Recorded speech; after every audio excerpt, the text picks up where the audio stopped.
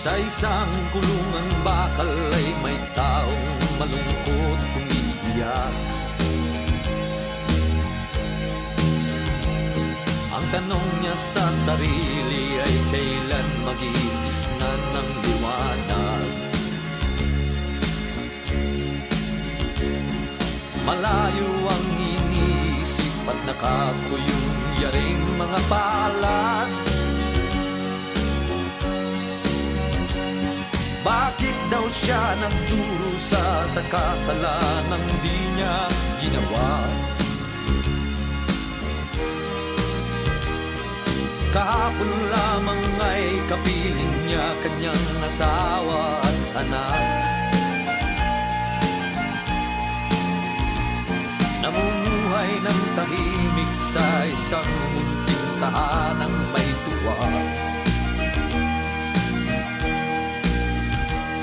Ang kaligayahan ay pinutol ng isang paratang sa kanya. Siya daw ang may sala sa isang krimen na di naman niya ginawa. Wala na bang katarungan ng isang nilalang na katulad niya?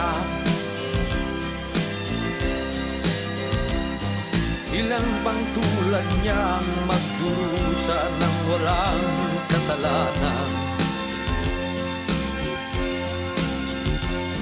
Di ba't ang batas nating pantay-pantay, walang mahirap mayaman? Bakit marami ang nagdurusang mga walang kasalanan? Mga ilang araw na lamang harapin na niya ang bitayan. Paano niya isisigaw na siya'y walang kasalanan? Tanging ang Diyos lamang ang siyang saksi at siyang nakakaalam.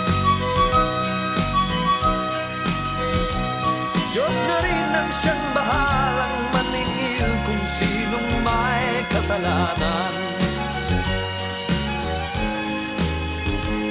Dumating na ang araw, haharapin na niya ang kanyang kamatayan. Sa isang upuang bakal na kay rami ng buhay na inutang.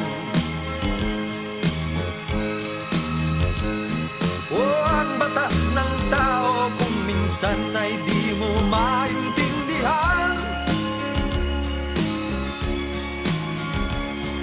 Ilang pang tulad niyang magdurusa ng walang kasalanan.